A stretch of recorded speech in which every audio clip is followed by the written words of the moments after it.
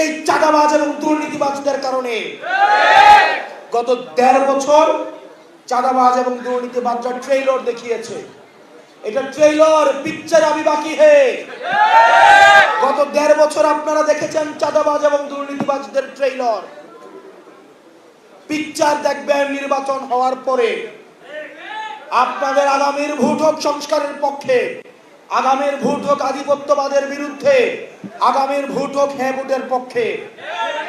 প্রিয় ফেনীবাসী, আপনারা জানেন আমাদের দীর্ঘদিনের রাজপথের লড়াইয়ের অগ্রভাগের সৈনিক আমাদের মঞ্জু ভাই এই গণতান্ত্রিক সংস্কার জোটের পক্ষ থেকে এই ফেনীবাসীর প্রতিনিধিত্ব আগামীর সংসদে ইনশাআল্লাহ করবেন।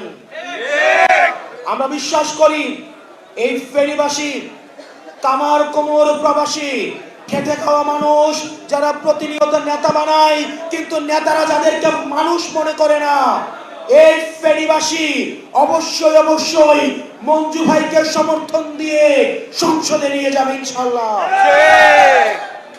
প্রিয় ফেনীবাসী, আমাদের রাজপথের লড়াই সংগ্রাম, আমরা চেয়েছি একটা ব্যালট বিপ্লব, কিন্তু আমরা দেখতে পাচ্ছি কতিপয় রাজনৈতিক দল মিলে তাদের মার্কাগুলাকে বিলুপ্ত করে দিয়ে আবার একটা দলে একভূত হচ্ছে।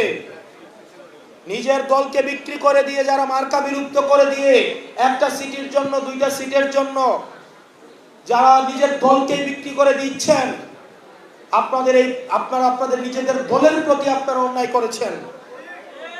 আপনারা আপনাদের নিজেদের দলের প্রতি আপনারা অবিবেচনা করেছেন। 2টা সিটের বিনিময়ে নিজেকে বিক্রি করে দিলেন। আমাদের দীর্ঘদিনের রাজপথে থাকা আমাদের অনেক সহকর্মী, আমাদের কাছাকাছি বয়সের ভাইয়েরা আছেন, আপনারা গণ আকাঙ্ক্ষার বিরুদ্ধে গিয়ে আপনারা 2টা 3টা সিটের বিনিময়ে নিজের মার্কা বিলুপ্ত করে দিয়ে অন্য একটা রাজনৈতিক দলের কাছে চলে যাচ্ছেন। এর থেকে দুঃখজনক আর কিছুই হইতে পারে না। আমরা চেয়েছিলাম একটা ব্যালট বিপ্লব, কিন্তু দেখতে পাচ্ছি কিছু রাজনৈতিক দল একটা বুলেট বিপ্লবের প্রস্তুতি নিচ্ছে।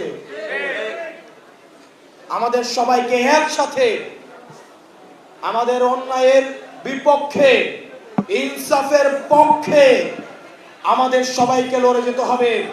হাদি ভাই আমাদেরকে শিখিয়েছে আমরা জান দিব কিন্তু জুলাই দিব না।